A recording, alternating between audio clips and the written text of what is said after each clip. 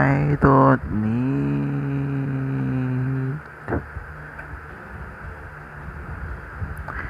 Yes, I don't need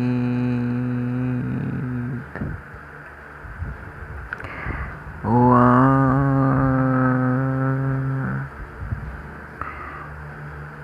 but the enemy is coming to me.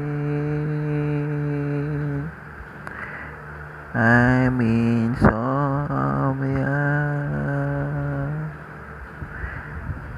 mala sa buong talang buhay ko.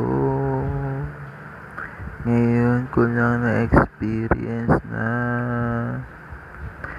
nasanay na sa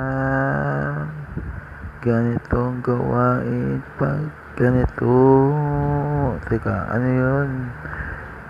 Hindi ka na makatulog pa pag nadilat ng iyong mata. Wala na to, siguradong GG na to talaga. Ako ay gusto ko nang matulog pero ayaw na ako patulugin pa nito.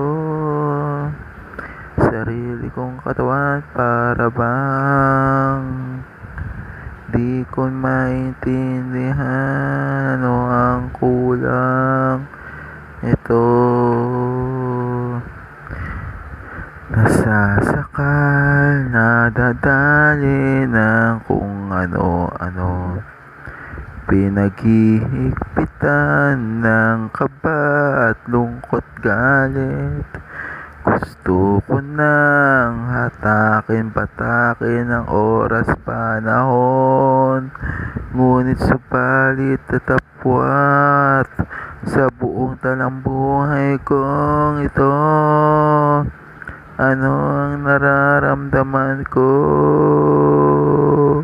Di ko na maintindihan. Ano pang nangyayari sa akin? Para ba akong napagtripan ng masamang espiritu?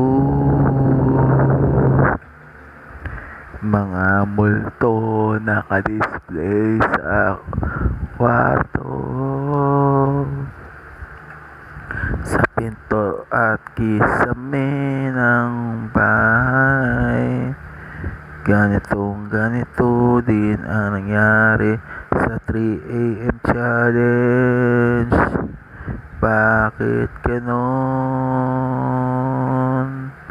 Bakit ganito? Bakit nabalik ang mga malulungkot na alaala?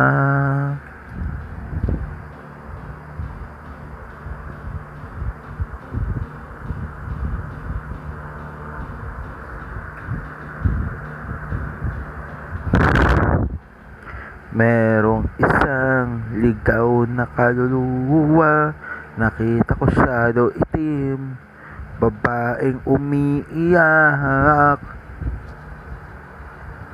Hindi kaya humingi siya ng tulong, ako ay parang nanunood lang sa kanya.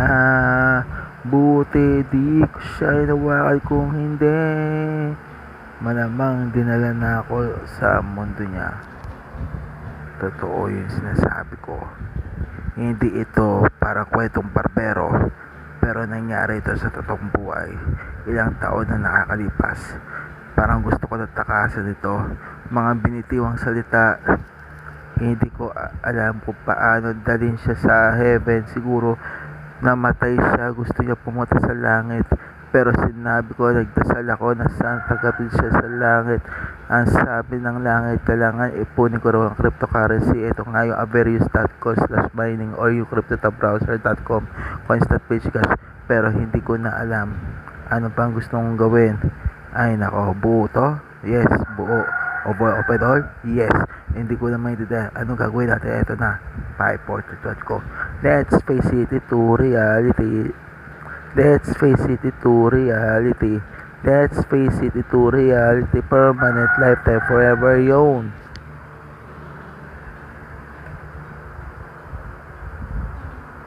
Ayun, mga kanta ng mga let's face it. Ito na yun, nagbabalik lahat.